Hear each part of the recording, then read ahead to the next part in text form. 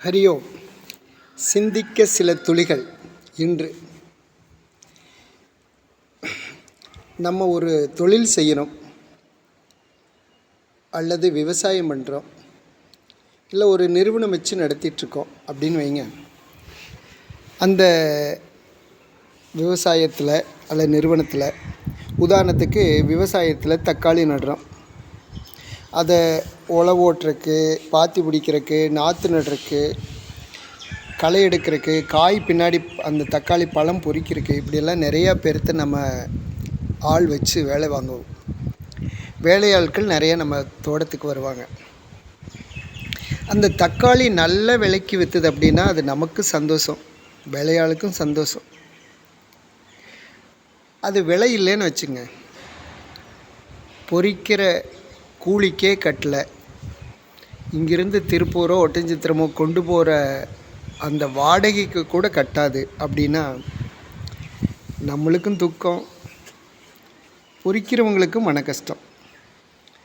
பொறிக்கிறவங்களுக்கு எந்தளவு கஷ்டம், தோட்ட வேலைக்கு வரும்போது வருத்தப்படுவாங்க, திரும்பி போயிட்டாங்கன்னா மறந்துடுவாங்க. அவங்களோட வேலை, அவங்களோட பிரச்சனை, அவங்களோட சந்தோஷம். அவங்க எந்த நேரம் நம்மளை நினச்சிக்கிட்டு இருக்கிறதுக்கு அவங்களுக்கு என்ன நேரம்? எல்லோரும் அப்படித்தானே. ஆனால் நம்மளுக்கு அது ரொம்ப கஷ்டமாக இருக்கும். முதலில் இப்படி நஷ்டமாக போச்சு இப்படி. இது மாதிரி தான் நம்மளுடைய பொருள் எல்லாம் இது என்னுடையது, இது என்னுடையது, இது நான் சம்பாதிச்சது, இது நான் உருவாக்கியது அப்படின்னு நினச்சிட்ருக்க வரையில் அந்த பொருளெல்லாம் நம்ம பாதுகாப்பாக வச்சுருக்கணும்னு ஒரு மனசில் ஒரு பயம் அல்லது மனசில் ஒரு விழிப்புணர்வு இதெல்லாம் வேணும். அப்போ தான் வச்சுருக்க முடியும். அந்த பொருள் ஏதாவது அழிஞ்சிருச்சு, காணாமல் போச்சு அப்படின்னா அது ரொம்ப வேதனைப்படும். ஒரு பொருள் அழிஞ்சு போச்சுன்னு வச்சுங்க, ரொம்ப வேதனைப்படும். அதே போல் தான் சத்ரபதி சிவாஜி ஒரு முறை ஒரு பெரிய கோயில் கட்டிகிட்டு இருந்தார், ஜெய் பவானி கோயில். அங்கே அவருடைய குருவான சமர்த்த ராமதாஸ் வந்தார். குரு போய் நமஸ்கரித்து கூட்டிகிட்டு வந்தார். இந்த கல்லெல்லாம் யார் கொண்டு வந்து? எல்லாம் நான் தான் கொண்டு வந்தேன் அப்படின்னாரு சிவாஜி. இந்த வானமெல்லாம் தோன்றுனது எல்லாம் நான் தான் ஏற்பாடு பண்ணேன் அப்படின்னாரு. அப்போ இத்தனை பேர்த்துக்கு சாப்பாடு அதுவும் நான் தான் மகாராஜ் போடுறேன் அப்படின்னார். அவரோட வார்த்தையில் எல்லாம் நான் நான் நான் இருந்தது. அப்போ ஒரு மிகப்பெரிய ஒரு பாறையை இடிச்சிட்டு இருந்தாங்க அந்த கல் எடுக்கிறதுக்காக. அந்த பாறையை இடித்து அந்த பாறையை கல்லை உருட்டும் போது பார்த்தா அந்த பாறைக்குள்ளே ஒரு தேரை இருந்தது.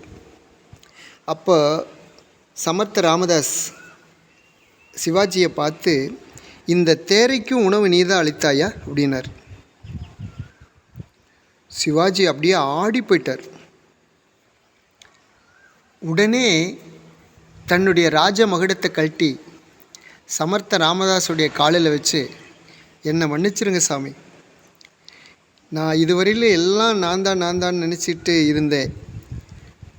ஆனால் நமக்கு மேலே ஒருத்தன் இருக்கிறான், அவன் தான் இத்தனையும் பண்ணுறாங்கிறத கொஞ்சம் மறந்துட்டேன். நான் என்னை மன்னிச்சிருங்க சாமி, இந்த நாட்டை உங்கள் கையில் கொடுத்துட்டு நான் உங்களோட வந்துட போகிறேன். நீ வேண்டாம், எனக்கு இந்த சன்னியாசி பொழப்பு வேண்டாம், இந்த அரச பதவி வேண்டாம், எனக்கு நான்கிற அகங்காரம் எனக்கு அதிகமாக வந்துருச்சு. அதனால் இனிமேல் நான் ஆட்சி ஆள மாட்டேனா, நான் உங்கள் பின்னாடி வரப்போகிறேன், இதை நீங்கள் யாருக்கோ ஒப்படைச்சிருங்க அப்படின்னு சொல்லி அந்த ராஜமகுடத்தை கழட்டி வச்சிட்டார்.